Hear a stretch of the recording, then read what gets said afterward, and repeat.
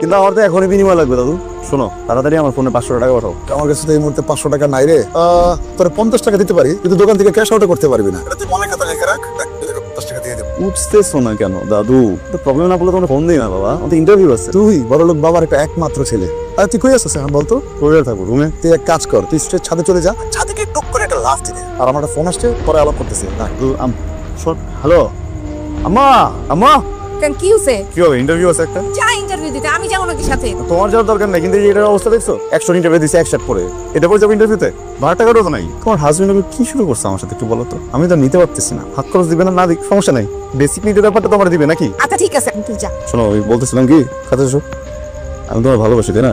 ভালোবাসা তো একটা প্রতিদিন আসছে। 500 টাকা দাও। আমার কাছে 500 টাকা, আমার কাছে 500 টাকা নাই। কত আছে? 120-30 টাকা হবে। ভালো, আসলাম যেটা সিএনজিতে বাতাস খেতে খেতে যাবো, জুলতে জুলতে যাই। যা এখন। ভাড়া একদম 18,000 টাকা। প্রত্যেক মাসের 10-12 তারিখের মধ্যে ভাড়া দিলেই চলবে। আমার এই বাসার বাড়ি অত্যন্ত ভদ্র এবং বিনয়ী। ওয়ালাইকুম আসসালাম। ভাড়া? জি। ভালো, ডিফারেন্ট। মানে বলছিলাম যে যখন বাসাটা ভাড়া নিবেন, জীবন তো শান্তি থাকবে না। আপনার জীবনে সব অশান্তি হয়ে যাবে। ভাইজান, আপনি এগুলো কি উল্টাপাল্টা কথা কইতেছেন? এত চিৎকার করবে, এত বাজে আচরণ করবে, সব আড়াইটাদের সামনে আপনাকে বেজ্জত করতে বলবে পানি কি তোর বাপের টাকার কেনা? তখন আপনি কি করবেন? ভাইজান, এগুলো সব মিছে কথা ভাইজান। আপা এদিকে আসুন তো, আপা শুনুন। এই দেন, ওনার বাবার নামে কি সব আজে কথাবার্তা বলতেছে দেখেন। বাবার নামে মানে এতক্ষণ যে বাড়িওয়ালা সম্পর্কে আপনি বলছিলেন, উনি আপনার বাবা হয়? হ্যাঁ, বাবা তো কি শত শত কথা বলিব, শত কথা চলিব। ভদ্রলোককে পাগল? আমি নিজে বাবাকে এটা বলতে পারি না, হলেও বলতে পারবো না। তারপরেও শত সত্য কথা বলিব, সত্যের কথা চলিব। একটু পাগল। এই যে আপনি যখন নিজের বাবার নামে এত কথা বলছেন, আপনি কি লজ্জা লাগছে না? আমি তো বলছি, হ্যাঁ আমি মিথ্যা বলছি।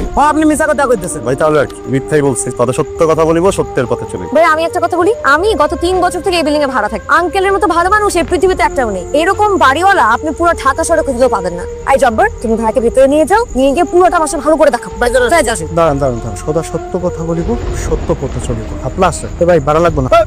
ভাইজান স্যার, আমি আপনার বাড়িতে চাকরি করি। এই জায়গাটা আমার রিজিক চলে। আমার সামনে যদি আপনার অপমানজনক কথাবার্তা বলে, আর আমি যদি কিছু না বলতে পারি, আমি তো দূরের কথা আল্লাহ সহ্য করবো। ও আচ্ছা, তোমাদের বেলা আল্লাহ বরদাস্ত করবে না, আমার বেলা খুব করবে, তাই না? মাস্টারের পাশে একটা ছেলে, এটা দারুণ এর সম্মান থাকে, আমার ওই সম্মানটুকু পর্যন্ত নাই। গত 2 বছর ধরে একটা কাপড় পর্যন্ত আমাকে কিনে দেয় নাই। 2টা ঈদ আমি গেঞ্জি পরে নামাজ পড়ছি। কি চাইছি আমি? কখনো কিছু চাইছি? বলছি হাত খরচের টাকা দাও, বলছি আমার টাকা পয়সা লাগবে, আমি পার্টি করবো, এই করবো, এই করবো। ইন্টারভিউ দিতে গেছি, এই যে একটা রং ভরা একটা শার্ট পরে, আমি এই শার্ট পরে গেলে চাকরি হয়? তারপরে বলবে যে আমি যোগ্য না, আমি লায়ক না। ভালোই করতেছো, করো, সমস্যা নাই। মা, তুমি যখন অনার্স সেকেন্ড ইয়ারে পড়তে, তখনই তো তোমার বাবা মারা যায়, তাই না? তখন তোমার হাত খরচের টাকা কে দিত না? আঙ্কেল, আমি তখন দুটো টিউশন দেখ, একটা মেয়ে 2টা টিউশনি করে তার হাত খরচের টাকা জোগাড় করতে, আনুষঙ্গিক জিনিসপত্র কিন্তু, পোশাক আশাক কিন্তু। আর তোমার ছেলে মাস্টার্স পাস করেছে, 4 বছর হলো, এখনো সে হাত খরচের টাকার জন্য বাবার মুখের দিকে আ করে থাকে। তো লজ্জা করে না? যাক, তুই স্বীকৃতির পা ধুয়ে পানি খা, তবে যদিও শিক্ষা হয়। কি রে মা, অফিসে বেতন দিচ্ছে না কেন? আঙ্কেল, আজকেই দিয়ে দেওয়ার কথা। আজকে অফিসে গিয়ে স্ট্রেট বসকে ঝাড়ি দিবা, বলবা মাসের 12 তারিখ হয়ে গেল, এখনো বেতন দিচ্ছেন না কেন? বাসা ভাড়া দিতে হবে না? জি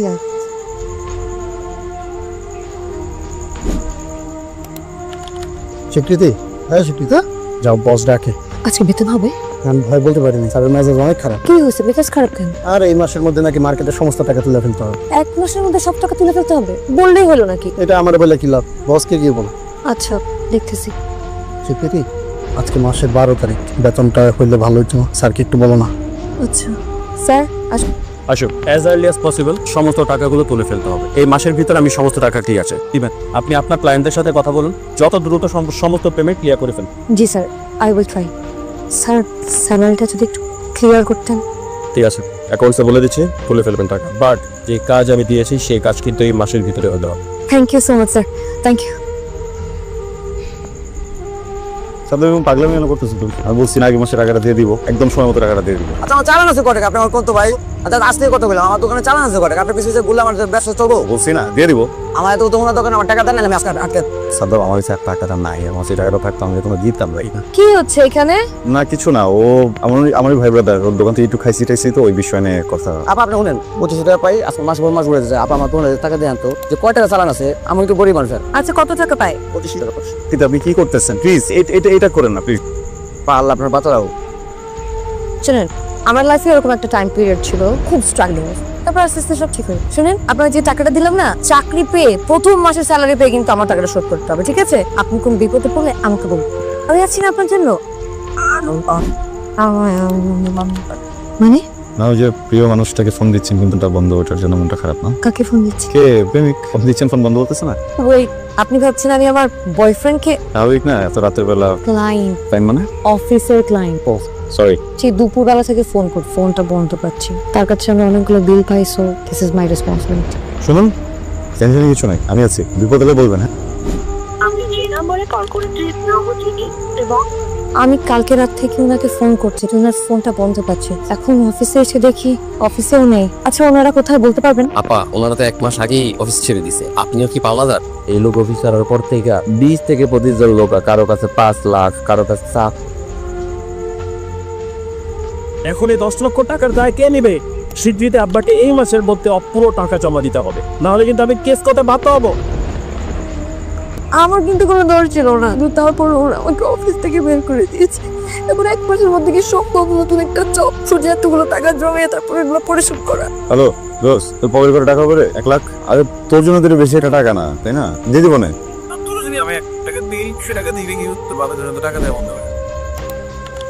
অমানুষের বাচ্চা, বন্ধুরা সব সারা জীবন যত বিপদ টিপদ পড়ছে আমি সাহায্য করলাম, আর এখন আমি একটা প্রবলেমে পড়ছি, আর কোনো খোঁজ খবরই নেই। দাদু ভালোবেসে ফেলছি। কারে? ওই মেয়েটা নেই। মা তো খুশির খবর। দেখা হবে। কি হইলো? এই দাদু টাকা না দিলে না দিবা, এমন করে আছো কেন তুমি? আমি চলে যাবো। কংগ্রেচুলেশনস। চাকা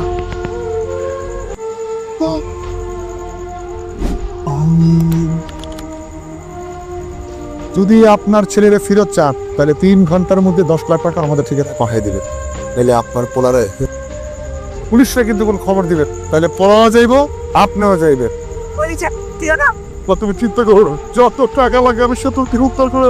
শুধু কি তাই, ছেলেটাকে মেরে ধরে সেই ভিডিও বাবার কাছে পাঠিয়েছে। বাবা 10 লাখ টাকা ম্যানেজ করে রওনা দিছে। হ্যাঁ, যে খাবার দেন পাশে এই যে রাখলাম। ভাই তুমি যে একদিন দিছো আমার বাবার লক, ওর একদিন মানে বানছো কেমনি এমনি বাড়াইবো এমনি সোজা বাড়ি দিছে কি লেগে?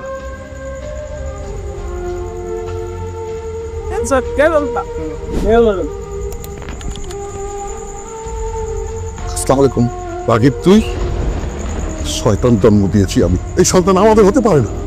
ওর হাত খরচা আমি বন্ধ করেছি, কারণ আমি চেয়েছি ও নিজের পায়ে দাঁড়াক। মানুষ যখন অর্থ কষ্টে থাকে তখন সে বুঝতে পারে তার পাশে কে থাকে, গিয়ে দূরে সরে যায়।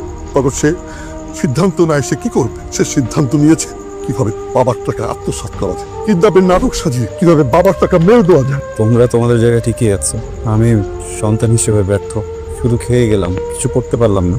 অর্থ কষ্টের সময় আমি অনেক মানুষ চিনেছি, বন্ধু চিনেছি, কিন্তু আমার খুব বাজে সময় একটা মানুষ আমার পাশে ছিল, আমার বিপদে ছিল। ওই মানুষটা আজকে অনেক বড় বিপদে পড়েছে, তাকে বাঁচানোর জন্য আমার এর থেকে আর ভালো কোনো বুদ্ধি মাথায় আসছিল না। কোন মানুষটার পাশে ছিল? বাবা যার পা ধোয়া পানি আমাকে খেতে বলেছিল, যার বাবা মারা যাওয়ার পরে সে পুরো পরিবারের খেয়াল রেখেছে। স্বীকৃতি কি বিপদে পড়েছে স্বীকৃতি? অফিসে ওর রেফারেন্সে একজন লোককে 10 লক্ষ টাকা লোন দেওয়া হয়েছে, ওই লোন ফেরত না দিয়ে লোক পালিয়েছে। অফিস স্বীকৃতিকে স্যাক করেছে আর বলেছে পুরো টাকাটা যদি ফেরত না দেয় মামলা হয়ে যাবে আপনার। কিন্তু দেখো আমি যখন বিপদে বললাম তুমি কিন্তু সবার আগে টাকা নিয়ে দৌড়ে এসেছো। আজকে যদি স্বীকৃতি মরেও যায় ওর জন্য কিন্তু ওর বাবা আসতে পারবে না। আসলে অসহায় আমি নিজে, না নিজের পরিবারের জন্য কখনো কিছু করতে পারলাম আর না নিজে ভালোবাসে মানুষটার জন্য কিছু। আমি ভুল করেছি, আম সরি বাবা, আম সরি মা। ও যাচ্ছি, আমি এত কিছু করেছি কার জন্য? এখন কি আমি কবরে নিয়ে যাবো?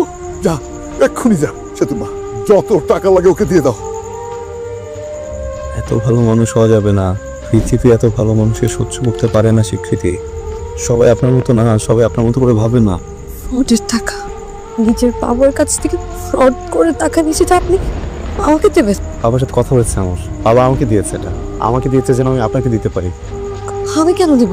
স্বীকৃতি সময় হলে আমি টাকা ফেরত নেবো, কোনো সমস্যা নেই, এটা রাখুন প্লিজ। কিন্তু এত টাকা আমি কেন নেব? কেন নেবেন না আপনি? আমার প্রবলেম সব আপনি টাকা দিয়েছেন আমাকে। সেটা তো খুব সামান্য টাকা। সামান্য কি?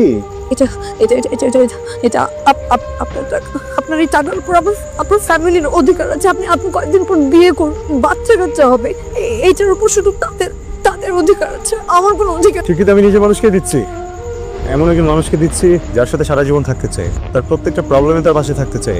ঠিকই আমি আপনার সাথে সংসার করতে চাই। আমি আপনাকে যেভাবে ভালোবাসি আমাকে ভালোবাসবেন। ভালোবাসাই তো না, দয়া না, করুণা না তো, প্রতিদান না তো না। ভালোবাসার প্রতিদান হয় না স্বীকৃতি।